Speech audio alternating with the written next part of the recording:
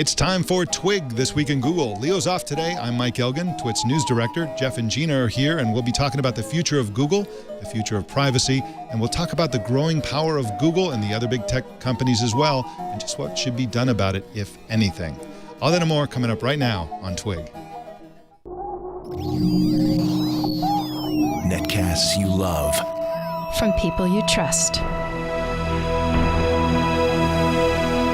This is Twit. Bandwidth for This Week in Google is provided by Cachefly. CACHEFLY.com. This is Twig, This Week in Google, episode 257, recorded July 9th, 2014. Future Babies. This episode of This Week in Google is brought to you by NatureBox. Order great tasting, healthy snacks delivered right to your door. Forget the vending machine and get in shape with healthy, delicious treats like Coconut Date Energy Bites. To get 50% off your first box, go to naturebox.com/twit. That's naturebox.com/twit.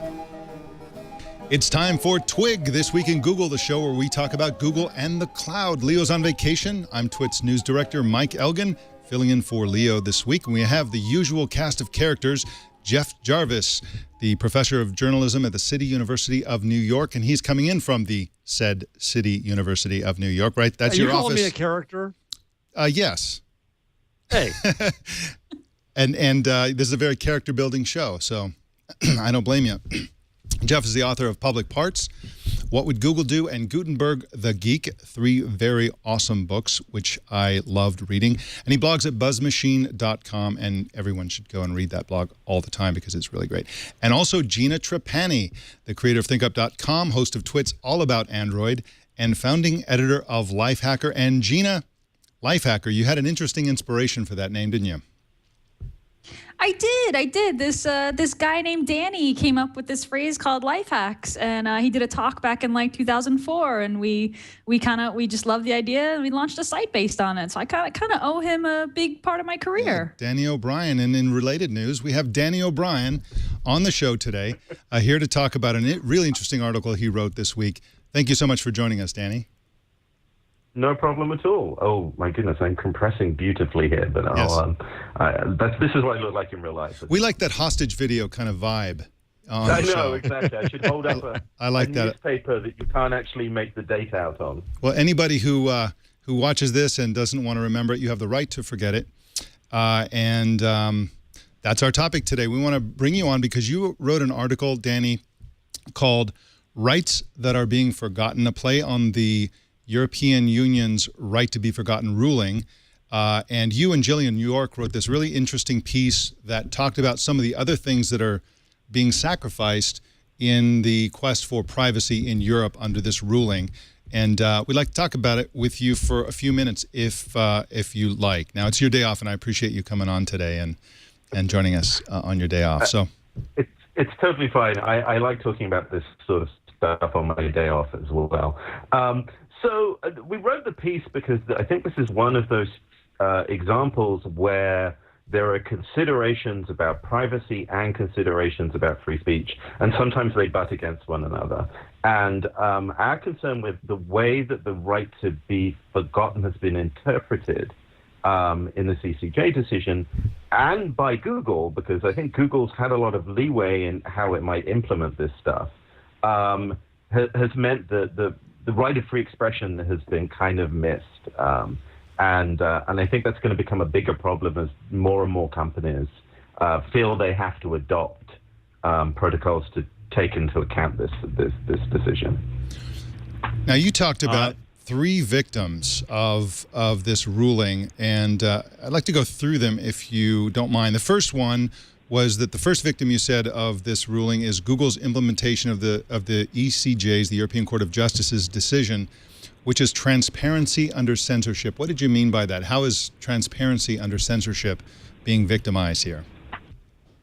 So let's go back a million or so years to 2001, and Google in its early idealistic phases was bumping into some of its first challenges as a big search engine, and that was people in the US coming along and demanding that content be taken down, or in particular, links be taken down. And one of the most controversial of those cases was the Church of Scientology, which up until then had already attracted quite a reputation on the internet as being an organization big enough and concerned enough to demand that content be removed. So Google was trying to work out how to deal with these takedowns, and it set what I thought was an interesting precedent for big companies, in that Google took down the content because they were legally obliged to do so in the United States, but they put a little message at the bottom saying, you've typed in this search term, and we've had to remove some of the results, and click here to find out more. And you clicked there, and you went to Chilling Effects, a great site that EFF supports, that actually lists the court orders and the DMCA takedown requests that led to this removal. So you could get an idea of why things were being censored, who was doing it, and what the extent was. Something was missing, but you knew it was missing. The Google has done a similar thing with the implementation of this European Court of Justice requirement, but they've skipped on this. Actually, what they do is they put that notice at the bottom of search results in Europe, but they put it for everything that looks like a name. So if you type Danny O'Brien into google.co.uk, there will be a little message saying, oh, something might have been removed from this search. And in fact, that's not the case. I mean, I haven't put a request, neither of the 1,500 other Danny O'Briens in the world. It's just that Google has placed that in every single name request. So as Donald Rumsfeld would say, it used to be a known unknown, and now it's an unknown unknown. And that's a real problem. Now, if you're just joining us, we're talking with Danny O'Brien, who's a technology journalist and civil liberties activist. He's also the international director of the Electronic Frontier Foundation. Why do you suppose Google is doing that? Is it because they want to get more publicity for the fact that they're being forced to do this, or is it just hard to do a warning for the specific search results, or do they just want to not antagonize the European authorities? Well, so this has been the subject of a lot of press interest, in that there's been an open question whether Google is implementing this. Some people have said in sort of a deliberately clumsy way in order to increase opposition to it, or alternatively, they're implementing it in the only way that they know how, and the ruling is as bad as that, and there's nothing they can do about it. I don't have any particular insight into which one this plays out. I mean, I don't see Google as being pure as the driven snow in a lot of these cases. They have their own motivations. And as you know, working at the EFF, one thing I know is if you have your civil liberties decided by a big fight between the courts and a large corporation, it's really not your civil liberties that are being decided. It's what's being decided is, the intent and motives of these companies. Personally, and I don't know if you agree, Jeff and Gina, but I would love to see those big black bars, as if somebody came in there with a Sharpie or something like that, and just so it'd be super obvious and really just mar the appearance of the entire search result but page. of course, the problem with that is that, I mean, and Danny, I agree with you on this. I've spoken about this on the show, and in fact, when I wrote my book, Public Parts, a couple of years ago, I attacked this whole notion started by Vivian Redding of the European Commission of this right to be forgotten, and have raised a flag about the danger to speech that this raises, and now it's only proving to be the case. And last week we talked about Guardian and BBC stories being taken down, and then since then they went back up.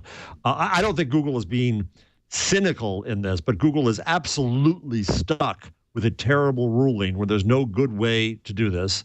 The irony of it is that many Europeans don't want Google to have more power, and the court only gave Google more power, and more power Google doesn't want in this case.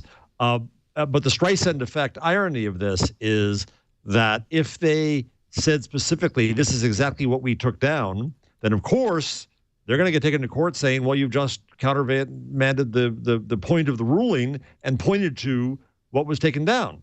Google's in a no-win situation here. I mean, there's a lot of, mind reading going on here. Like Google says that it's trying to anticipate objections like that and build a system that works that way. Well, if you're in a situation where you're having to mind read the courts, the best thing to do is actually go to the courts and find out. And there are 29 data protection authorities in the EU. And we're in this curious position where Google has jumped in and started implementing this before the authorities have even said. Danny, this was an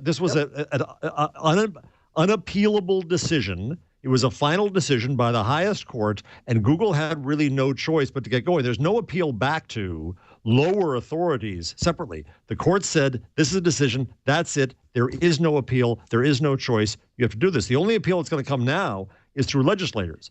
And we have the Justice Minister of the UK saying today that there is no right to be forgotten. And I think we're going to see this fought out at different levels. But Google, I disagree. Google was stuck with having to go enforce something. And you also said in your piece that Bing is the alternative. As far as I understand the ruling, this was not specific to Google. This is Bing and Yahoo and other search engines that they've got to deal with the same thing. Google is just the first doing it. Well, I was going to say I don't want to get into like dueling EU scholarship, but why not? Let's do it. So it is true that this is a court of last appeal, as it were. However, it doesn't quite work in the same way as the Supreme Court in the United States. What's happening here is that a lower court has gone up to the European Court of Justice and asked it a bunch of questions. And the European Court of Justice has given an answer to those questions. Now everything else begins to sort of roll out. That court, the lower court, will make a decision based on that answer, and data protection authorities and search engines like Google and like Bing will work out how to implement that. But it's not just a crack of lightning and everything changes. And my concern is really that, like, I actually want to hold the data protection authorities to account, because one of the things that we're profoundly worried about is that the entire regulatory space here is all about protecting privacy, which means that publishers like The Guardian, like the BBC, don't really have an obvious way of appealing this without going and begging Google to put this back. And as you've said... Well, in fact, there was no requirement that Google had to even notify them. I was delighted that Google notified The Guardian and the BBC of this. And yes, some may say that was a cynical act to get the PR, but whatever. There was, among the 70,000 takedown requests that were there was, one's 4 or 5 for The Guardian, 1 for the BBC, and they got notified, which means that they then did have the appeal of going to Google in the court of public opinion, and Google did change. We didn't even know how that was going to work out, whether Google was going to notify anyone that their free speech rights had just been affected by this fakakta ruling. And Danny O'Brien, that was your second victim, which is the victim of the implementation of fairness. And you said that, Google, in fact, did go to the people with, as you said, as a bully pulpit, the press, essentially, which raises the question, yes, the press could sort of get Google to make a change, but can people who don't, buy digital ink by the barrel do that? Is it fair that the press has one set of rules and that the little people have a different set? And that was one of your points. So it's interesting, the nitty-gritty of this particular case. I mean, one thing, and I cut the paragraph out of our essay just because it was getting huge, is that, in fact, the way that Google notifies people, and Jeff's absolutely right, it's great that they're doing this and they didn't have to do this, is through their Google Webmaster Tools system. So basically, if you use Google Analytics and you sign up to their service, you now get a little message when Google is removing links because of a privacy takedown request. This is weird in that it now means that you have to sign up to a Google service in order to find out whether your content is being removed.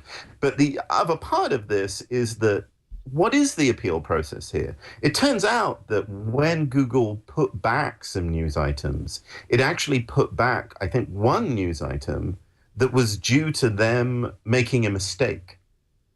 So it's not actually a sort of legal challenge that we're seeing here. It's just Google, as will inevitably be the case, making an error in its internal system. I mean, we deal with terrible problems with the DMCA copyright takedowns and Google's and other companies' implementation of their legal requirements under that. And at least the DMCA system has a legal method for someone to appeal this decision. And right Danny, now, let me ask you about that. Let me ask you about that, because in a way, I was happy but unhappy that Google turned around and put some of the items back up for whatever reason. Because what I would like to see happen is for the likes of The Guardian and the BBC to bring their own free speech complaints, suits, that their rights have been impinged by this, and that we fight that out in that case. I don't know enough about European law and the structure and how that goes there, so I will concede defeat on any EU scholarship immediately to you. But what would it take? Could you imagine a case going for whether it's The Guardian or whether it's blogger Joe Schmo or being able to then have a complaint of their civil rights being violated, and how would they bring that? So what potentially could happen is that we're actually in the middle of reforming the data protection laws in Europe, and it's at a fairly late stage. So conceivably, they could add something to that, which would add a sort of right to appeal. But we're in, as everyone says, incredibly uncharted territories here, because there's never really been this face-off between privacy and free speech within the data protection system like this. And just very quickly, it didn't have to be this way. The Advocate General, who's sort of the research wing, as it were, of the European Court of Justice, published his report before the final decision, and said what actually I think everybody, including Google, thought this decision was going to play out, which is the court saying that Google can't wriggle out of data protection requirements in Europe, but a free expression right trumps the requirement to sort of delete this data from the search index. Indeed, Danny, I think you're right. I was brought to speak for travel, not for pay, to Google's Privacy All Hands in Mountain View about a day and a half after this decision came out. And as I've said on the show previously, they were gobsmacked. They did not expect this to come. But my European friends, when I was in Berlin a few weeks later, said, "Oh, well, they should have expected this to come." What I think everybody expected, and again, I've been speaking to people, is that Google had somewhat aggressively challenged the idea that they were susceptible to any European data protection requirements, because they said the Google search index is done out of Mountain View, and their Google Spain department just deals with ads. And I don't think that was ever going to fly. And I think what happened is they aggressively said that in the courts. And when this decision came down, a lot of people were so happy about Google actually being obliged to comply with European law that they didn't realize this really counterintuitive decision that the ECJ had sort of tacked on the end. Now, Danny O'Brien, your third victim in your article and final victim was Europe's privacy law itself. You pointed out that, and you made a really interesting argument about censorship, and that any small step down the road of censorship causes information to essentially route around that censorship, forcing those who want to censor information to have ever more repressive forms of censorship, and then you go down into the wormhole of totalitarian dictatorship or something like that. But this is clearly a step toward censorship, right? And this kind of, that's the part of this that to me came kind of out of nowhere, that Europe would not only take a big step, what I think is a big step toward censorship, did it in such a clumsy way, did it in a way that seemed to be an available way. You can't just, it would have been an entirely different proposition for them to go and have the articles removed from the Guardian website, for example. Right. And so this was the kind of a weaselly way, in my opinion, a kind of a weaselly way for them to get a similar effect. But as you pointed out, it's a step toward of censorship in an otherwise generally free society. What's next, do you think? Well, the reason why we said that was because I'm really used to speaking to governments who have, in their eyes, a perfectly reasonable reason to try and censor and block content online. I mean, when we deal with, as we often do at the EFF, with the copyright industry, they'll say, you know, that we have a whole industry hanging on this. Piracy is rampant, and therefore we need to use this censorship tool to prevent our industries collapsing. Same thing when I talk to the Thai government, and they say, you know, we're in an environment where the country is being riven by civil unrest. We have to block and censor political speech. And the same thing's happening here. And all you can say in all of these cases is, look, this isn't going to work. And when you discover that it isn't going to work, you're going to double down, right? And this is what we saw with the copyright industry. And this is what we see in any country that tries to control what its people see. And the problem with that is you end up with this ridiculous situation where you have incredible fines, changing the entire internet infrastructure to comply with censorship requirements, and it still doesn't work. Essentially, well said, Danny. Well said. Everything that's being removed from Google's index is still out there. And I and any other person who knows how to put together a script could write you a program that would find it. And in fact, of course, we've just highlighted what is seen as being valuable content by doing that. So it's not going away, and you can't half censor. Half censoring is like being half pregnant. It just doesn't work.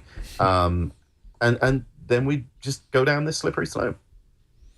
All right. Well, Danny O'Brien is a technology journalist and civil liberties activist at the EFF and also the international director of said EFF. Thank you so much for coming on This Week in Google and telling us and discussing your article with us. Thanks, Danny. Keep on beating the drum. Thank you, Brian. Yeah. Thank you, Danny. All right, man. And Danny, don't send any cease and desist letters to Gina about Lifehacker, okay? It's like You know, the last guy on earth. Yeah, who you have does the right that. to I'm forget the that. last person who can do that, unfortunately. Exactly. Curse you, Gina. All right. Thanks, Danny. You're Thanks the again. best. Thanks Thank again, you. Danny. Well, in just a sec, we're going to talk about more instances. I think the theme of the show is probably going to be the overwhelming and growing power of companies like Google and other technology giants, especially cloud-based giants. And we're going to talk about that in a sec. But first, I want to tell you about our sponsor today, which is NatureBox. I have a box of nature right here. And the NatureBox is an awesome subscription healthy snack service that is fantastic for a whole bunch of ways. And it's a kind of a googly business model, and I'll tell you why in just a sec. But first, I want to tell you about some of these snacks that they have. Lone Star, I was eating this before the show, and we couldn't start the show until I finished chewing. It's really delicious stuff. Basically, NatureBox snacks have 0 trans fats, 0 high fructose corn syrup. Leo says fructose. I say fructose. Doesn't matter. There's 0. You're right. Am I right? Okay, good. You're right. You tell Leo that when next time he's back from vacation. Fructose. Let's hear it for fructose. And also nothing artificial. If you're going to snack on something healthy. One of the reasons people eat unhealthy snacks is they shop at the store when they're hungry, and then when you're hungry, you see potato chips and all this other stuff, and you buy junk food, and then it's in the house, and then you get hungry, and then you eat junk. With NatureBox, they'll always make sure you have healthy snacks, very convenient, right there in your house. What they do is they send great-tasting snacks right to your door with free shipping anywhere in the United States. You just go to the site and click on the Continue button to choose between 3 subscription options, then place your order. Once you're a member, this is a membership snack service, you can select which snacks you like in your monthly box. Now, this is the googly part of all this. Google has a tendency to be very experimental. They throw all kinds of stuff against the wall to see what sticks. They throw lots of products out there, and the ones that don't really work, they pull back. The ones that do work, they build into gigantic services like Gmail and these other things. And that's what NatureBox does as well. You can keep trying different services. The ones you like, you can go on the website and say, I want to keep getting those, but keep surprising me with new ones. They have more than 100 delicious, healthy choices that you can choose from. And you can also select by dietary needs. So if you're a vegan, if you don't want soy, if you're gluten conscious, if you're lactose intolerant, you don't want nuts, you have a nut allergy or something like that, you can also choose non-GMO. Whatever it is, you can just simply select that on the website, and they'll only show you the products that suit your dietary needs. You can also select by taste, savory, sweet, or spicy. I love them all, but your mileage may vary. So the next time you get cranky and hungry and are ready to eat anything, don't eat anything. eat NatureBox snacks. They have guilt-free snacks like coconut date energy bites, Santa Fe corn sticks, pear praline crunch. I haven't tried that one. I'm going to have to try that one. That sounds good. We've got them around the office here all the time. And, people talk about this as like, maybe I can get this for myself. I can get a subscription for myself. If you got a kid in college, this is a great option to make sure that they get healthy snacks that just keep on coming. And I know a lot of Silicon Valley startups that use NatureBox because otherwise somebody has to go to Costco and buy a bunch of junk food.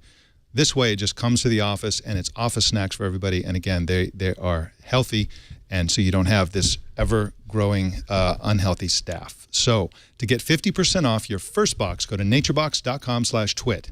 Stay full, stay strong. Go to naturebox.com/twit.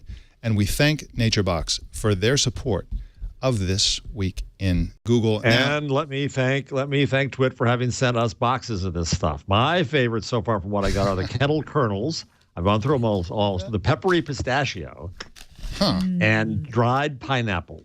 Those are to die for. I got a lot of points when that box arrived at our house. It was like, yeah, all right. All that time you spent talking into your computer, worth it, because we got these snacks. Unbelievable. Look at this one, sweet blueberry almonds. Blueberry almonds. I've never even heard of that before. That look fantastic. Yeah, good. So do I have to give these back? Can I keep this whole box? Okay, never mind. What else is in there? Is there anything else in there? Yeah, let's see. Let's see here. We have roasted garlic pumpkin seeds. Ooh, that sounds good. I'd do that. Cranberry almond bites. These are basically, this is like where you eat a lot of stuff, but you're really not eating that much. Great for, and praline pumpkin seeds. We looked at that one. Oh. Yeah, I've never even seen any of these. There's so many different flavors. I actually, don't tell anyone, but I actually have a couple of bags of these kind of like they're fig bars. One is blueberry, one is fig. And they're just so good. Each one is individually wrapped. Really good.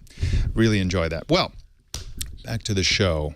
Now, you may have heard about Vinod Khosla's fireside chat with Sergey and Larry, the founders of Google. And it was a really interesting conversation. It lasted about 45 minutes. And they talked about a whole bunch of things. Some of them were actually kind of funny, which is that in the very early days of Google, when Sergey and Larry and two other people were the grad students who collectively made up the whole of Google, they were actually offered an acquisition proposition by Vinod Khosla himself. And at the time, he was, I guess, advising Excite. If you recall, if you've been around long enough, you remember Excite was a major search engine, I guess, in 1999. In this conversation, they disagreed about the amount that was offered. Khosla said that they offered $350,000 to buy Google, if you can imagine. And the Google founders remember it being over $1 million. Either way, the acquisition didn't happen, and I think everyone in the conversation agreed that that was a good thing, because now, of course, Google makes tens of billions of dollars a year. Can you imagine if Google had died with Excite? Oh, man. What a different world. Well, I wonder how many startups have died in an acquisition. You know, how many startups that would have been destined for greatness otherwise. That we'll never know about, ever, because they were killed in acquisition. And in fact, that's one of the things that, I worry about. Some of these serial acquisition type companies like Yahoo, they're constantly acquiring companies. Then they make you forget them. And then like 4 or 5 years later, they announce that they're closing it. And you're like, I kind of remember that site from years ago. And it just seems so unnecessary. You never know if there's going to be some brilliant ideas in there. But the Google founders had some interesting ideas that they talked about. And they generally expressed their dissatisfaction with the pace of society, with the fact that people work as hard as they do and spend as much time as they do with computers, given what they get back from those computers. And so it was a really interesting conversation. I don't know if you guys had any additional thoughts about this. There were some aspects of it that were controversial. For example, Sergey Brin expressed a comfort level with robots taking over your job that some press outlets took umbrage at. But his point was that, if we have more automation and more robots doing things, then we can all do things that are more enjoyable. I thought it was ironic that they were suggesting a 4-day work week to help solve the employment issues. And as you said just a minute ago, they think we're working too much. But who are the hardest working people you know? Googlers. Exactly. Yeah. They're there constantly. Right. They have 4-day work days, some of them. It's a brutal place to work. And of course, they give free food and beverages to all their employees, and they have dry cleaning and massages and all that stuff so that people never have to leave the Googleplex. I guess they could start right there at home.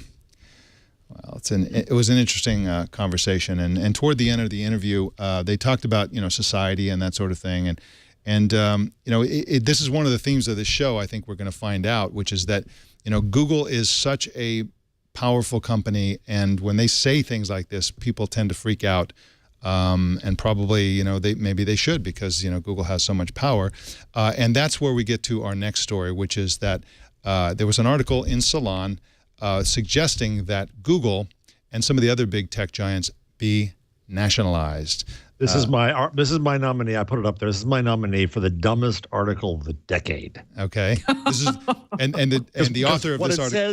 What it says is that we should nationalize Google because it's too powerful, and Amazon because it's too powerful. And by the way, they got started with government's help on the internet, so we own it anyway.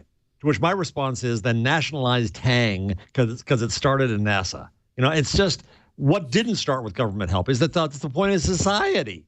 That we have this help out there. It's just I feel a little ashamed of myself for putting it up because it is clickbait, but I just wanted to have the chance to say, yeah, that's all. So let's actually talk about that. And so, do you support the continued ownership by the government of the U.S. Postal Service, for example, Jeff? Well, I end up doing a lot of work on that topic because I help a friend of mine named John Callan. In the past, I helped him organize a conference called Postal Vision 2020. And it's not really owned by the government. And indeed, no, I would say that the primary benefit of the Postal Service is it gives a everywhere delivery guarantee, but that could be handled through a subsidy, as phone service is handled through a subsidy to remote areas. And so it's never going to happen. They're never going to get rid of it because there's too many votes there. But no, I don't think we should be in the Postal Service business anymore. And indeed, when we had the Postmaster General at this event a year ago, he said that the primary job of the Postal Service now is as an ad delivery medium. So the Postal Service basically competes with our business right here, and that's not the job of the U.S. government. One of his arguments is that the big tech companies, including Google through YouTube was singled out, but also Amazon and others, they abuse their power. And because they abuse their power, they need to be nationalized. I can't say it with a straight face either, but do we agree that there's a lot of abuse of power, at least, and that something more needs to be done regarding their abuse of power? So let's hand it over to the people who run the NSA. Yeah, that'll work. Well, there's a big left-right. There's always a left-right component to this. In general, people on the left tend to trust government more than private companies, and on the right, vice versa. I'm a Hillary Clinton Democrat. Yeah, and I think it's full of crap. Yeah. So I've said enough, Gina. Yes. Yes, okay. I agree with you. This seems crazy. Yeah, I mean, I think there are issues that we discuss on this show quite a bit about some of the things that these big companies do, wielding their power. But I don't think this is the solution.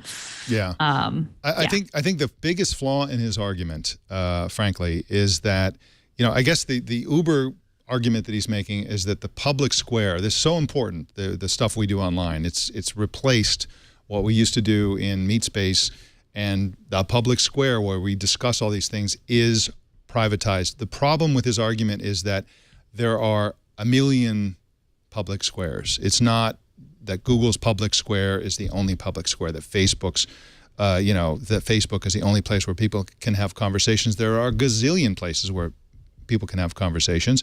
And of course, one of the reasons that these companies are so aggressive in doing all these things that he's saying is that they are freaked out that they could be wiped off the map, go out of business.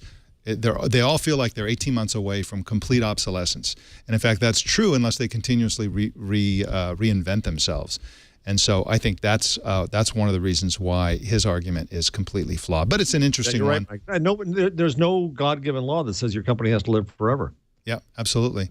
I mean, that was the argument that Microsoft made in the 90s when they were being pursued for antitrust for bundling Internet Explorer with Windows. They said, hey, it'd be so easy. We're not a monopoly. Windows is not a monopoly simply because we're just a few months away from everybody just erasing Windows and moving to Linux or whatever. And and in terms of the browser, if somebody made a better, the reason everybody uses our browser is because it's the best browser. And if somebody else made a better browser, we would decline in market share. And that's exactly what happened.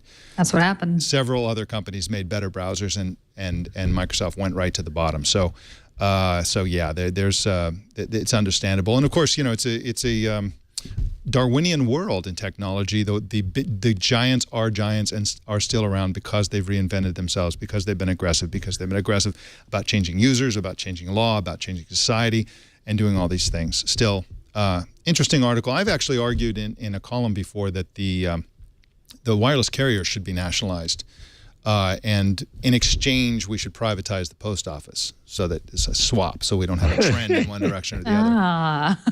But I did that simply because of the way pricing works with wireless carriers, and because it's so, many of the incentives tend toward having worse service, and you can't tell what you're paying for. You pay this, you get this monthly contract. Is this a good thing, bad thing, whatever? Anyway, that's another issue unto itself. I'm not generally in favor of privatization, but I thought that was an interesting column because of the theme of all this power that these companies have. So it's really, it was really an interesting piece in the sense that it captured the techno. I got to disagree with you. I think it was an incredibly laughable piece. Well, I think it made no sense.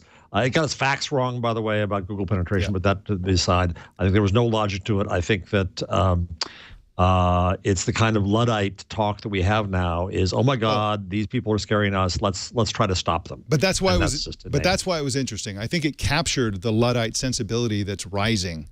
I didn't think it was a good piece from a No, I know you did. No, I know we agree. But it captured the thing that is happening in our society that's just so toxic about especially in like San Francisco when people are tearing Google Glass up people's faces. Yeah, all that kind of stuff. So it's an encapsulation of techno panic. Yeah, exactly. Of all the fears around it. Mm-hmm. Exactly. Or I have the new subset of this, which is what I call Euro techno panic. This is not. This is America. This is Yankee techno panic. Yeah, we've all got our little variants. So like the soccer-friendly, wooden shoe-wearing. Never mind. All right. Well, Gina, if the trumpets and the timpanis are ready, I think. Yeah, I think Gina. I don't think we need Mike. I think you and I can go home. It looks like the changelog is so long today. The show is just headed over to Gina. So much good news. So much change to log. This is really impressive. Why don't we go ahead and launch into the Google changelog. Take it away, Gina. All right, we got a couple of really cool things this week in the changelog. Google Now, always changing, always getting smarter. A couple of new functions here. First, everybody knows how to use Google Now to set a reminder. Remind me at 2:00 to get ready for my meeting. Remind me on Tuesday to meet with whoever. Well, now you can set up occasional reminders. So you can say to Google Now, remind me to take out the garbage occasionally. And it's not clear exactly what occasionally means. It just means that every once in a while, Google will nudge you about taking out the trash. I don't like this one. You don't like this one? It's too ambiguous for you? No, I don't want to do my chores. I just it's one of my best excuses. I forgot. It's I don't need this kind of help. You know what I'm saying? No more excuses. No more excuses.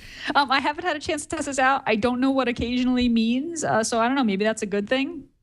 But it would be interesting. I would love to know if Google is doing any sort of AI on take out the trash and then making occasionally, every few days or what. Also new, coming soon to Google Now, apparently. This is more of a leak or a rumor, but it seems seems like it would be totally legit. Voice controls for media playback. So you can say, okay, Google, play the next song. This dovetails really nicely into Android Auto. It seems like the kind of voice command you'd want, particularly in your car. So you can do play next song, stop music, and when you do okay, play next song, Google Now will also pop up a button. This hasn't rolled out yet, but there's a video and it looks like it probably still will. So good, nice stuff going on in Google Now as always.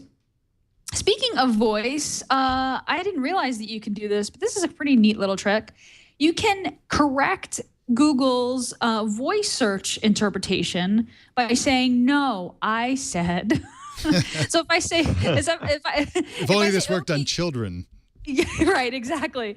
So if you say, okay, Google, tell me about this week in Google, and it takes me to this week in Boggle, I can say, okay, Google, no, I said Google, and it will actually correct the word that it meant, that it screwed up, and I'm sure it's using some smarts to do that, and rerun the search. So you're seeing some of this kind of conversational functionality that we've seen.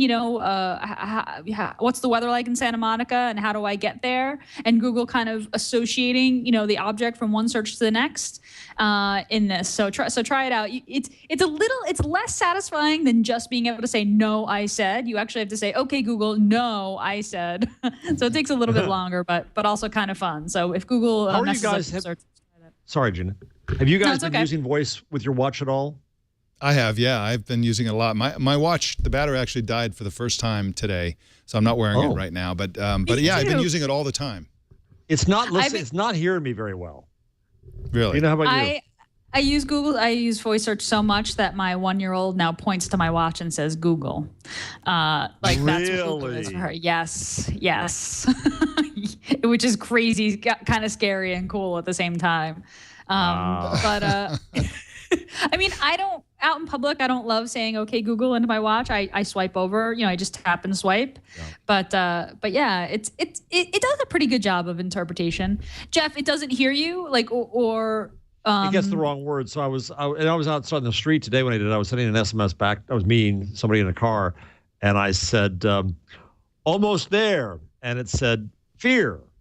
And I said, 1 minute. And it said 15 minutes. Now, how the hell it got 15 out of 1, I don't know. So it's getting those misinterpretations. It sounded like it was arguing with you.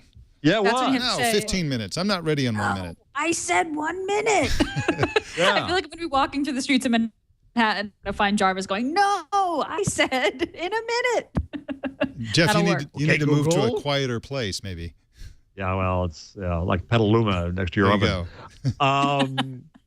So I love. Well, I was saying that I love that, Gina. That Etta thinks that your watch is Google.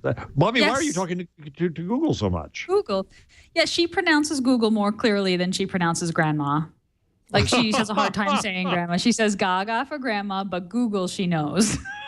It's Grandma, pretty you are easy. replaced by a robot. She's going to get Lady Gaga playing on your phone if she's asking for grandma with that thing. It's true, but- she is. But isn't that an interesting image where this child is growing up in a world where some of her first memories are going to be talking to a wristwatch, and that's normal. This is the normal world that she lives in. Future babies, they are here. Yeah. Yeah. I mean, she sees me talking to my watch, and she just wants to touch my watch. And I actually installed an app that locks my watch so that she can play with it without, ordering me a car or something accidentally. Because she sees me, playing with it, and that's what she wants to touch it. And she wants to put it on, and she says Google. I mean, it's the whole thing. It's amazing to watch, actually, because she's just mimicking right now. Well, if a pizza shows up, you'll know where it came from. I'll know why. Exactly. But in fact, on Tech News Today this morning, we talked about a new product from LG called the Kizon, which is a children's smartwatch of sorts. It's essentially a cell phone wristwatch that does GPS tracking, so parents can track where their kids are, but it has 10 pre-programmed numbers. They push the button and they call the parents, or the parents can call the child, and even if the child doesn't answer, after about 10 rings, it answers automatically. It has other features, waterproof and so on. But yeah, it looks like you can also tag and release your kids. Teenager? The teenager probably wouldn't wear it. It's very, very childy looking.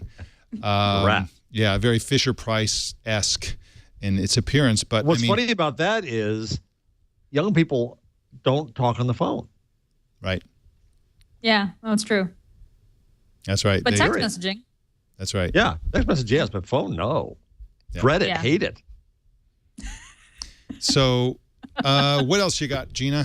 What else we got here? Let's see here. Google Drive is getting a brand new interface redesign. I actually got this. This is rolling out slowly. You'll know if you got it if you go to drive.google.com, and you'll get a little prompt that says "Try the new web experience." It's just a really nice kind of overhaul. A new default view uses a thumbnail grid instead of a list. You can see file details from the whole screen. You've got desktop-style selection tools, including click and drag and control modifiers or drag and drop. Google Drive makes Google Drive feel a lot more like a desktop app. So again, this is rolling out slowly. You might not have it. It looks like Chad. Is that you, Chad? It looks like Chad's got it there. I don't have it. Yeah, just screenshots. looks really nice. Just screenshots. Yeah, looks really nice. I'm digging it. What else we have? Oh, speaking of Google Drive, the Gmail app for Android phones and tablets just got a new insert Google Drive file command. So this is on Android. You got the Gmail app. You've got a compose window open. You go to insert a file into your email. You can select from Google Drive.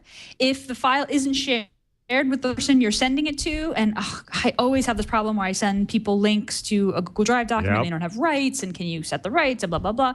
Well, this new insert from Drive feature will let you know if the person doesn't have rights, and let you change the sharing settings.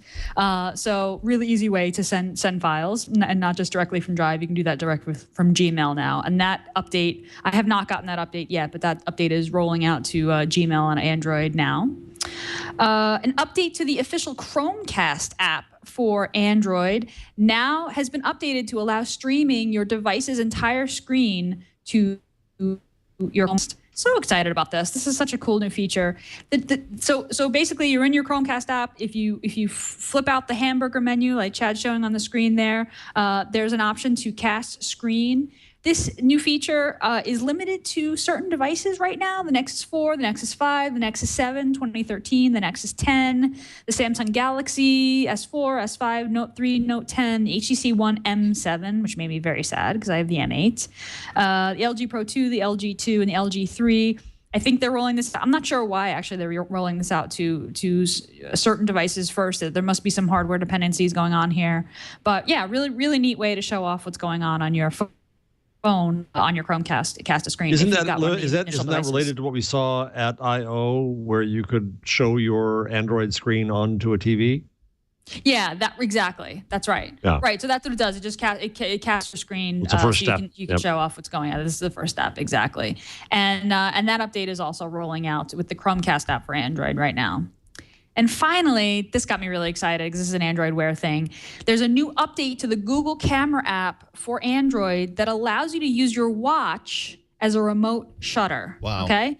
Whoa. Yeah, this is really cool. And I got to try this out. This is such a neat use of Android Wear. So the way that it works is you got your phone, which is connected, of course, to your watch through Bluetooth. You initiate the camera app. You launch the camera app, and a card shows up on your watch that says, tap here for remote shutter. It counts down 3, 2, 1, and then you see a preview of the device on your screen.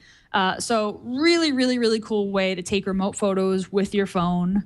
My only nitpick, I mean, this would be an amazing selfie function if you could preview the viewfinder, on your watch before you take the image. You can't. You only see the image on your watch after you take the image. But still, really neat use of Android Wear as a remote shutter. For those of you considering jumping into Android Wear early, really fun. And that update is also rolling out. Before you hit it, while you're on Android Wear, have you guys discovered any great new Android Wear apps? Well, there's actually a Flappy Bird clone that now exists on Android Wear called Flopsy Droid. And it's as bad as it sounds. There's a little Android robot that flies around. But no, I haven't seen a good one. I've got a good calculator. Really? Oh, very cool. Well, Baby Time is the one that I use to lock my device so that my child can't, or nice. SMS China. Jason Howell needs that one. Yeah, Jason. I'm sure I knew Jason would go for that one. And I installed Flopsy Droid, which I am sorry to say, as I said last night on All About Android, is very playable. Much more playable than I wish that it was. Yeah, Ooh, very wow. playable. That's a good calculator. Yeah. Very nice. You just numbers around and. Calculator. Very nice. It works. Yeah. Here come the apps, man. This is great. This is really exciting. I want better looking faces. Yeah. Yeah. You'd think that'd be the first thing that would come before Flapsy Droid. Better choices. Well, Flopsy Droid was a third-party developer who did it, and actually it was. I mean, it never occurred to me that I would want to play games on the watch. It was actually kind of a neat proof of concept. I didn't think that a game would be playable on a screen that small, and yet there it is. There it is. It's sort of the beauty of Flappy Bird, right? And you can probably play that while you're holding your baby, right? You're sort of holding the baby like this, and you can kind of. Oh man, I got to show her Flopsy Droid. I haven't shown her Flopsy Droid yet. Well, I'm in big trouble. All right, so. And that's all I got for the changelog. All right, wonderful. That is the Google changelog. So we got a couple of stories here about people complaining about Google search and Google's sort of internal processes for dealing with errors and problems, one of which appeared on Wired.com, and by Kevin Paulson. It's called How Google Map Hackers Can Destroy a Business at Will. And according to this article, there was a Serbian restaurant that Google misreported the hours of operations for in the Washington, D.C. area. This is a restaurant, by the way, that serves lion meat. I have to check that out if they ever come back. But anyway, the misreported hours caused, according to the owner of this restaurant, caused them to go out of business. And it said that they weren't open on the weekends and so on. And so the Serbian Crown restaurant sort of declined into poverty and obsolescence because Google misreported the hours. Is this just somebody whining their business went out of business for reasons like they serve lion meat, for example, instead of meat that the general population wants to eat, or is this legitimate that Google has way too much power and they have the ability to crush businesses with their little errors? What do you think, Jeff or Gina? I'm confused. I thought that as a local business listing that you had control over, or that you could update your business listing. Is that not true? Do you need to submit it to Google and wait for them to? I mean, I don't understand why these folks couldn't just update the hours. I don't either. Right. Yeah, I don't either. And I was under that impression as well. Maybe this wasn't possible in his case for some reason we don't know about. But that was my impression as well, that you could just go in there and maybe there was a dispute. Maybe the other Serbian restaurant across town was changing their results. But the story is not very complete in answering those, I think, pretty obvious questions. That's a good. Yeah. What I find interesting in this, though, it's not as if. How do I put this? I mean, the guy, as I understand, didn't pay for the service. He's just saying Google listed me wrong. Yeah. And he built the business apparently on the back of Google existing. And so, do you then have some right to be listed correctly? Is it a violation of your rights if you're listed incorrectly? If somebody makes a mistake? If a newspaper, I guess the analogy would be, if a newspaper runs an ad and puts in the wrong time for your show, then you get to sue the newspaper, at least for the money back for your ad or the business lost. If the newspaper puts in a free listing, the show starts at 8 when it starts at 7. Do you have a case against them? The newspaper screwed up. Well, gee, but the only way we're going to get people to our show that way. Well, that's true, and the newspaper screwed up, and that's too bad. Yeah. But I'm not sure that there's a basis for suit. Well, you mentioned the listing a show coming on at the wrong time. The other story that falls in this category is that Dinesh D'Souza's new film called America was confused on Google's listings with his previous movie called something or other using the word America.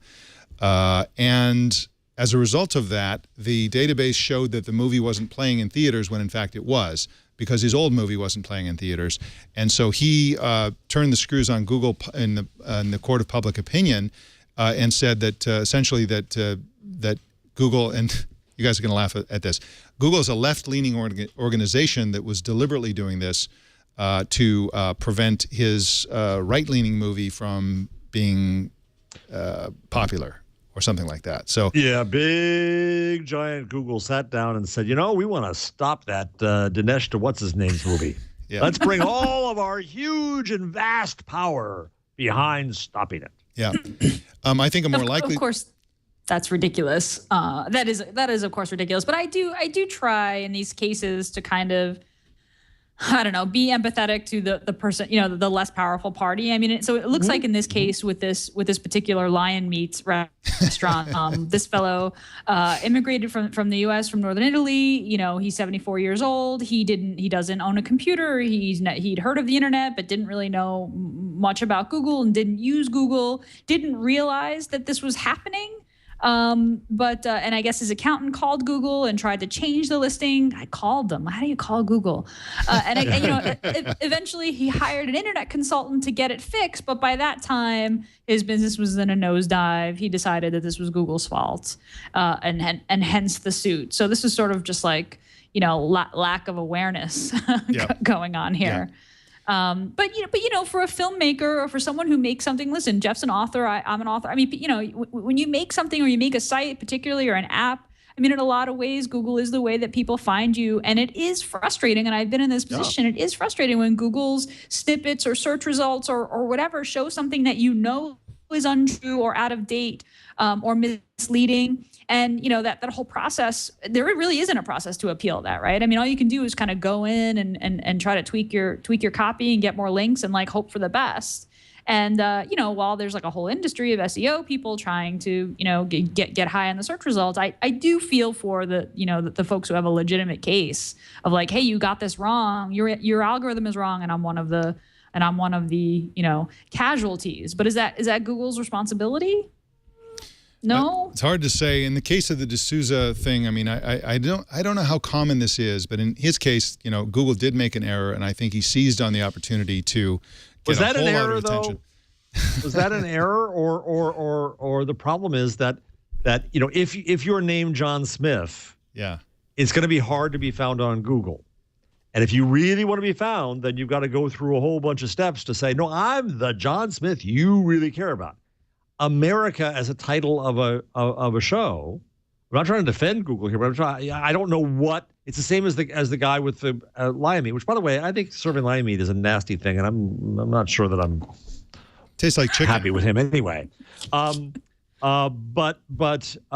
we don't know enough to know. People just say, it's all Google's fault. Maybe it is. Maybe Google messed up, and maybe it's impossible to get to Google, and that's an issue for Google. However, it is a behemoth, and there are just ways you have to deal with this. It's like, it's kind of a new DMV, and you got to deal with the rules, and you got to deal with the factor. And we don't know enough to know who is in the wrong in this case. But I certainly don't think there was a conspiracy to get rid of either party. Yeah, neither do I. Falls into the category of when organizations, tech companies have so much power. And, right now they probably have, 80% of the search engine traffic, market share, or whatever you want to call it, in the United States. What if they had 99%? It's an interesting question, but let's move on from that whole issue because it's a total bummer, frankly. All these stories we talked about so far. Let's talk about something really awesome, which is that NASA is using Project Tango as robot eyes for these little soccer ball-sized robots that are going to do EVAs on the space station. And this is scheduled to blast off, day after tomorrow, on Friday, to go up to the space station. And these newly, Project Tango-oriented robots are going to be put into immediate use. Now, if you're unfamiliar with Project Tango, this is an experimental project that builds 3D mapping into a smartphone. They also have a tablet version that they're working on. But essentially it has special hardware and software that enables, in the normal use case, you walk around a room and it instantly maps, or very quickly maps, the entire indoor space, all the furniture, where the ceiling is, where the walls are, where the doors are, where the windows are, and you can do all kinds of cool interactive things. App developers will be able to do all kinds of amazing things, but NASA is going to use it. They bolted it onto this robot. They've integrated it electronically, so now Project Tango phones are actually controlling the little CO2 jets where these circular robots fly around in zero Gs. They're going to deploy them out the chute of the space station, and they're going to fly around on the exterior, mapping the exterior of the space station. Sounds really, really cool. This is awesome. This is just awesome. Yeah. How cool is this?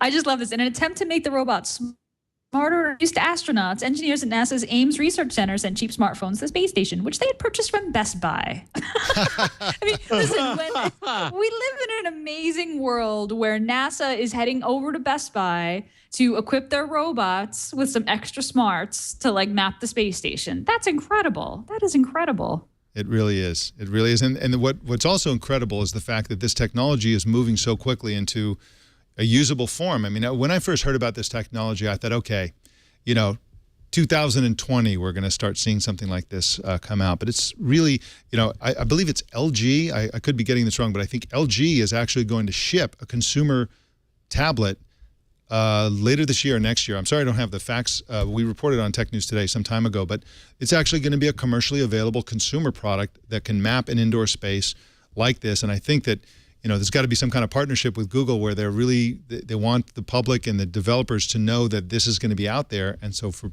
people to create apps for this sort of technology, and obviously games are going to be killer on this thing. Yeah, definitely. Yeah. So plus, and the applications, every time you see one of these things and you wonder what's behind it with Google, right? So my first presumption is they can map a room, right? Then I think we talked on the show about, wow, would this be amazing for a blind person to know what's what in a room? Mm-hmm. And I kind of never thought of that idea of how do you deal with something that's in space where you really don't know, you have no bearings at all, and it can start to virtually map what it's going to go deal with. I mean, how phenomenal. Yeah. It's absolutely incredible. I love this technology, and I love the fact that, usually NASA, they're awesome, but usually it takes them a long time to get stuff implemented. Here they are with a very, prototypical thing that pretty much we heard about very recently, and they're already deploying it. It's just a great, great thing. Well, of course, then, because NASA's doing it, we should nationalize LG. Yes. And Best Buy. And Google. Google. Immediately. Well, let's... And Tang. I think... And any store that's on a public street. That's right. Was Tang ever nationalized? That was always private, I think. Anyway, that didn't really work out the way they thought. It turns out I want to bake Tang in your oven, Mike, but we're getting off on another topic. Tang flavored bread. I actually made bread recently with grapeseed flour and regular flour together. That was interesting, but I haven't thought about Tang. How did it taste? It tasted great. It didn't taste that different, actually. The color was different. It was slightly brownish purple, which was interesting. They were Pinot grape seeds. It had a slightly different flavor, but it was, it worked out fine, and it was interesting. So anyway, when you're in the wine country, that's the kind of crazy thing you get inspired to do because they have that stuff for sale. So let's do our tip, tool, and number of the week. Gina, why don't we start with you? Yes. So I think my tip, was last week, was how to get to the old Google Maps. Well, this week I've got a tip for something that only works in the new Google Maps. You can, and I didn't know this, and this is thanks to Gizmodo, you can measure distances, just kind of doodle on a map if you want in the new Google Map. The new Google Maps were in any location, and you right click. Is that correct? Right click your starting point and you choose measure distance. You can just start drawing lines on the map, and Google will tell you what the distance is from one line to the other, so you can see how far things as the crow flies, or in any sort of route that you want to take, or you can just draw something cool on the map just for fun. Really, really neat. And when you drop, you can drop as many points as you want when you draw, and you can click and drag any point to adjust it as well to get the adjusted distances. That is cool. That is really cool. That's also great for setting up a route for running and jogging, that sort of thing. Yeah, definitely. So nice job. cool. Nice job, Chad. Yeah. Chad did as the crow flies, it looks like, from Twit to In-N-Out. Yep, I wanted to know how far it would be for a drone, to get, and then if the drone needed to be carried back because it probably won't have power. There we go. Or for running, if you calculate the distance and then you figure out the number of calories burned by running and then match that against the calories in the burger, you could decide whether you could zero it out. Yeah, this works really well. I mean, there's also if you grab the starting position, you can drag it around, and you can see that it has a cool, really animation on how. Yeah, how long. This is really neat. This is a cool feature. Very neat demo, Chad. Somebody did that for a living. Wow. How fun! That's cool. I got to try that. never done that before. So I'm going to do mine very quickly, and then we'll end with Jeff's spectacular number of the week.